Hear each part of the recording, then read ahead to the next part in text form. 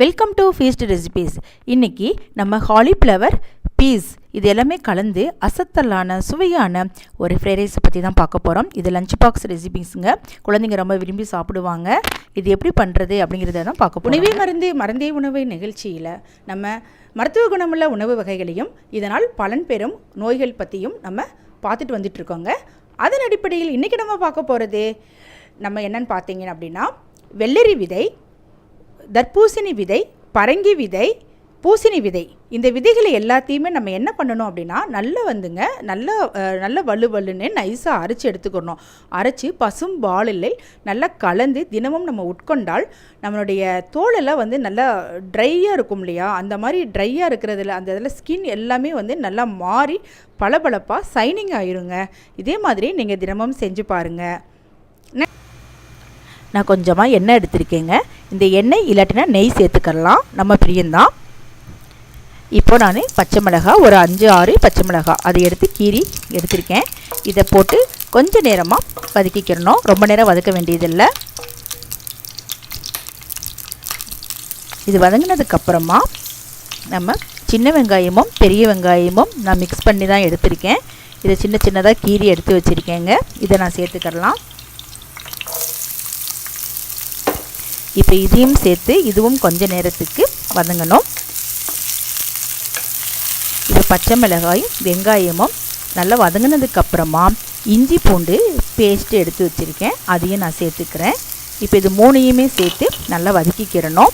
இப்போ நான் 1 கப்பு அளவுக்கு இதுக்கு பாயில்டு ரைஸ் அது எடுத்து வச்சுருக்கேன். இந்த பாயில்டு ரைஸ் நான் ஏற்கனவே வீடியோவில் போட்டிருக்கேன். இது எப்படி நவரத்தினா சாதம் அப்படிங்கிறதுல நான் போட்டிருக்கேன். நீங்கள் அதை போய் பார்த்து தெரிஞ்சுக்கோங்க. அது எப்படி ரைஸ் உதிரியாக செய்யணும் அப்படிங்கிறத பற்றி நான் போட்டிருக்கேங்க. இப்போ இந்த கலவையோட 1 ஸ்பூன் அளவுக்கு டொமேட்டோ சாஸ் நான் சேர்த்துருக்கேன். இதையும் சேர்த்து நான் நல்லா வதக்கிக்கிறேன். இது வதக்கினதுக்கப்புறமா அடுத்ததாக நம்ம சேர்க்க போகிறது கிரீன் பீஸ். இப்போ கிரீன் பீஸ் நம்ம தேவைன்னா சேர்த்துக்கறலாம்.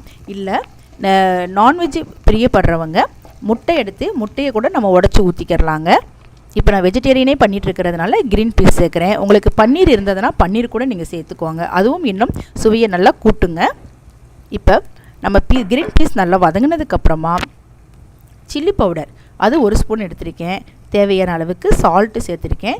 கரம் மசாலா இதுவும் 1 ஸ்பூன். இது எல்லாமே சேர்த்து நல்லா மிக்ஸ் பண்ணிக்கிறணும். மிக்ஸ் பண்ணி இது கொஞ்சம் நேரம் வதங்கணும். இப்போது க்ரீன் பீஸ் எல்லாமே இந்த மசாலா கலவையோட நல்லா வதங்கிருச்சுங்க. இந்த நேரத்தில் கொஞ்சமாக சோயா சாஸ், இது ஸ்வீட் சோயா சாஸ் தான், கொஞ்சமாக, நான் கூட அதிகமாக தான் சேர்த்துட்டேன், கொஞ்சமாக சேர்த்துக்கோங்க போதும். இந்த சோயா சாஸும் சேர்த்ததுக்கப்புறமா இதையும் நல்லா வதக்கி விட்டுக்கணும்.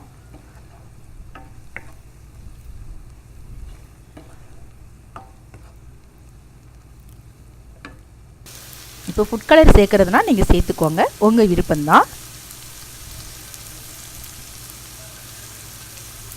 இது நல்லா வதங்கினதுக்கப்புறமா நம்ம ஏற்கனவே எடுத்து வச்சுருந்த பாயில்டு ரைஸ் அதை நான் சேர்த்துக்கிறேன். 1 கப்பு அளவுக்கு நான் பாயில்டு ரைஸு எடுத்து வச்சுருக்கேன். அந்த அளவுக்கு தான் நான் இப்போ இது எல்லாமே நான் சொல்லிகிட்ருக்கேங்க. இப்போ பாயில்டு ரைஸு சேர்த்து நல்லா நம்ம மிக்ஸ் பண்ணிக்கிறலாம். இப்போது இது கூட நான் காலிஃப்ளவர் ஃப்ரை இது நான் போன வீடியோலேயே இது எப்படி செய்கிறதுங்கிறத பற்றி நான் போட்டிருக்கேன். அதை நீங்கள் போய் பார்த்து தெரிஞ்சுக்கோங்க. அந்த காலிஃப்ளவர் ஃப்ரை சில்லி ஃப்ரை இதை நான் இதில் சேர்த்துக்கிறேங்க. இதையும் சேர்த்து நல்லா மிக்ஸ் பண்ணிக்கிறேன். உங்களுக்கு விருப்பப்பட்டால் பன்னீர் இதெல்லாம் நீங்கள் சேர்த்துக்கோங்க.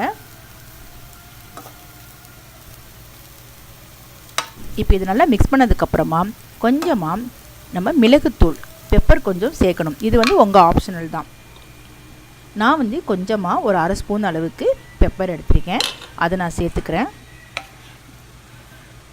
இப்போ இது எல்லாத்தையும் திரும்பவும் மிக்ஸ் பண்ணிடுறோம். மீடியம் ஃப்ளேம்லேயே நம்ம வச்சுட்டு தான் இது எல்லாமே செய்யணும்.